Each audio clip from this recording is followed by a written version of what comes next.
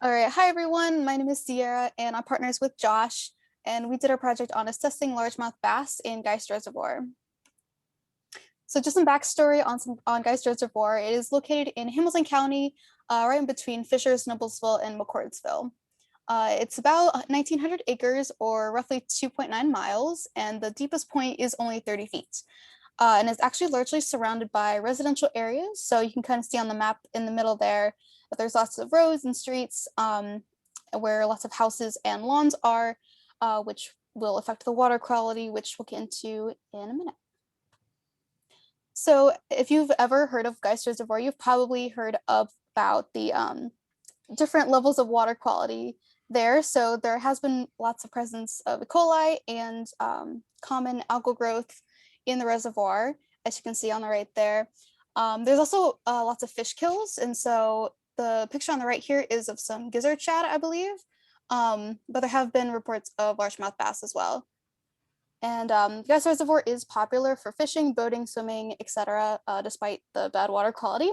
But largemouth bass is a popular game species at Geist Reservoir, so a lot of people do go there to fish that species.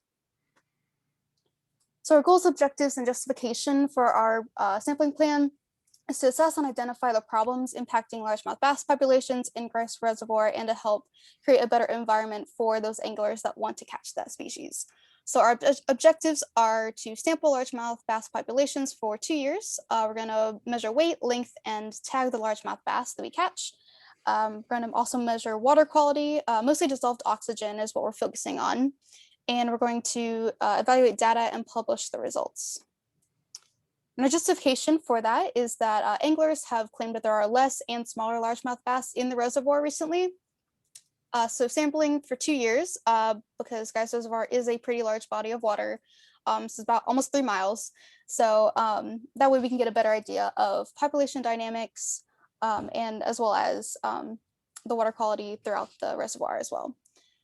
With that, we're measuring dissolved oxygen to see if the water quality is affecting largemouth bass. So dissolved oxygen is notoriously low in Geist Reservoir as a result of those algal blooms and decomposing organic matter and additional aerobic activity in there.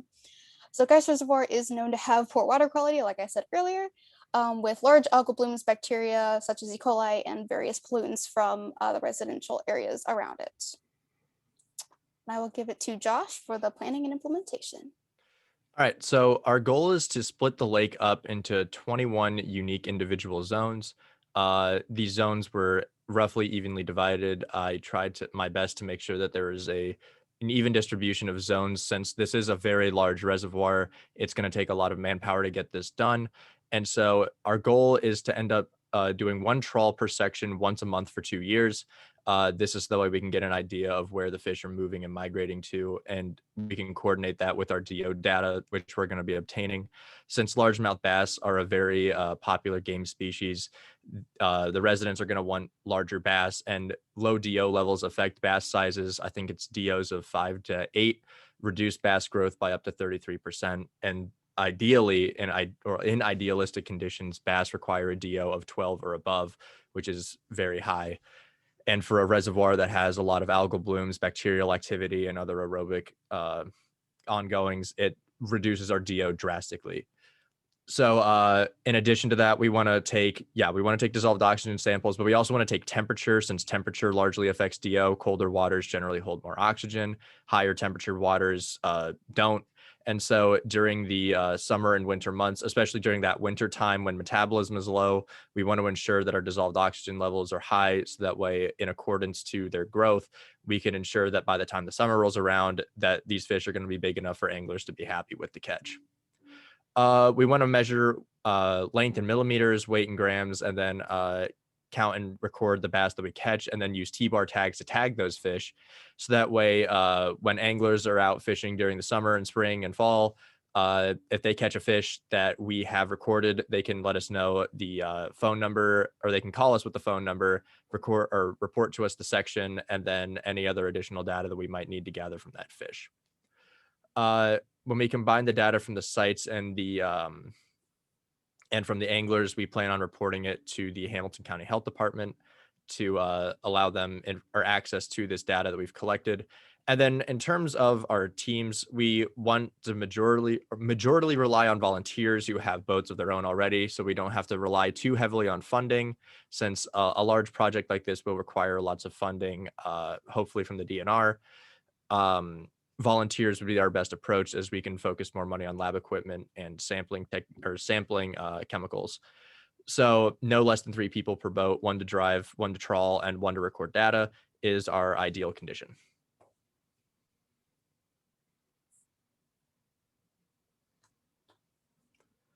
And then I kind of already went over a lot of this in the previous slide, but the DO, the weight, the lengths are what we're going to be primarily focused on, because those are the important numbers. T-bar tags will be used, and then the supplies that we're going to need is the big aspect of this. We will need boats, trawling nets, a lot of volunteers, and then the T-bar tags, which we plan to label with a phone number to get in contact with us from fish that are caught and tagged. The date of the capture, and then the zone number. We want the zone number in there specifically, so that way if an angler catches, if you wouldn't mind going back to the map, if the angler catches a fish, let's say in zone 14, and these zones are pretty generous in size, so that way they can get a pretty rough estimate of where the zone is. If they caught the fish in zone 14, but it was originally from zone, let's say 10 or 11, we get a rough idea of where the DO is, or where the DO concentrations are high or low, since the bass will actively avoid areas of low DO. And we can try to coordinate that with our own data to see whether or not we can pinpoint areas of concern in the lake and try to correct those. Go on to the next slides, please, if you don't mind.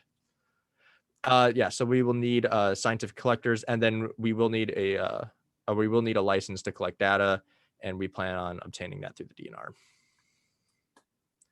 So in terms of reporting, we plan on publishing a research paper of our findings after these 2-year period of sampling. Slide presentations to forums and meetings with the DNR are to be expected. Flyers and general information pamphlets will be posted around for anglers and residents, so that way they don't have to read a long, boring scientific paper.